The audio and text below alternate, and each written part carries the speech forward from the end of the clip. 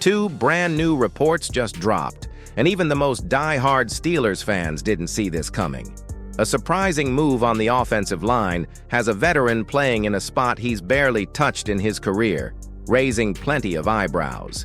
And meanwhile, a once promising young corner is now fighting just to stay on the roster as injuries and roster competition close in.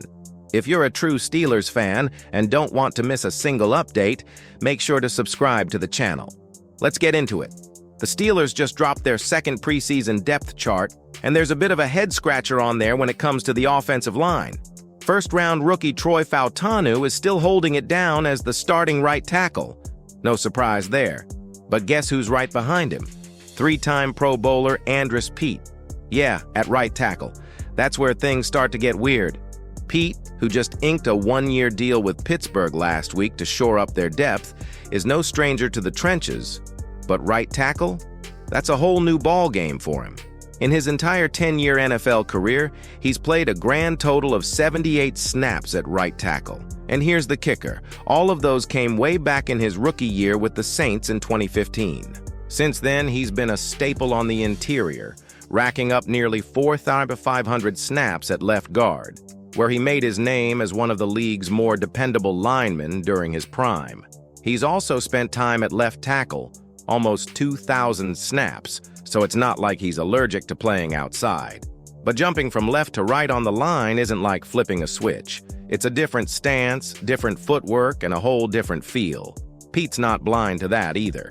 When he spoke to reporters after signing, he basically said, "Look, it's an adjustment, but if the team needs me there, I'll figure it out." Veteran mindset.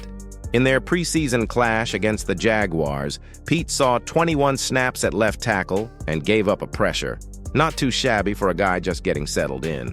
With Broderick Jones still trying to find his footing and Fautanu coming off that nasty kneecap dislocation from earlier this offseason, you can't really blame the Steelers for wanting some insurance. Still, sliding Pete into the number 2 right tackle spot feels a little out of left field, or maybe out of left guard. It's not about whether he can play. He's clearly versatile and has the resume.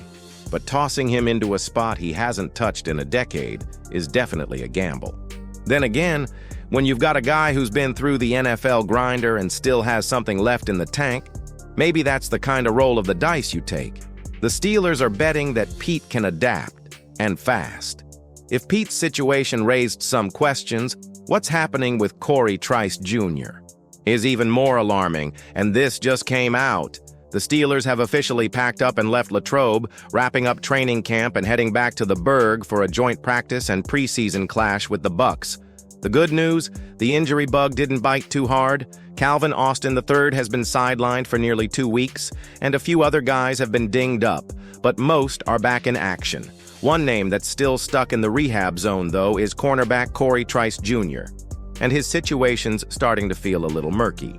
Trice was one of those late-round gems the Steelers nabbed in the 2023 draft, a seventh-rounder that fans and draft nerds alike thought could have gone much earlier if not for those pesky injury flags.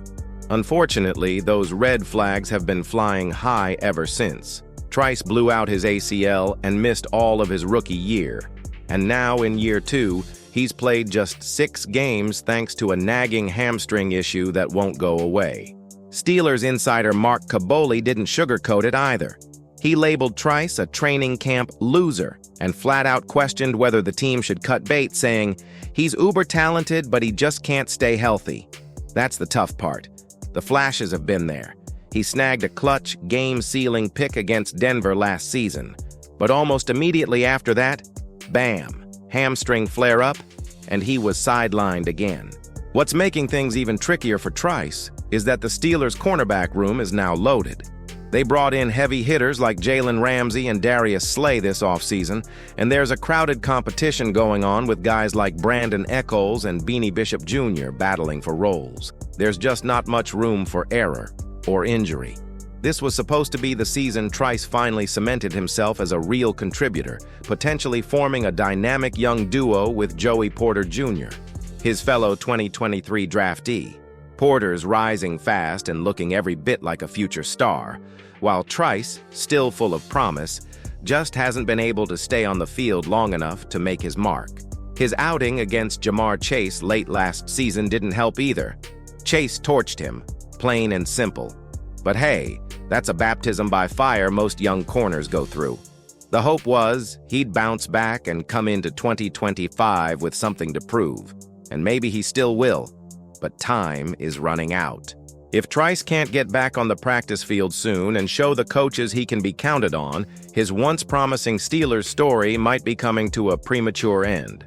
Sliding Pete over might work, but it's a gamble. As for Trice, time and chances are running out. He's got talent, but availability matters most. If you want more Steelers updates, subscribe now and stay in the loop.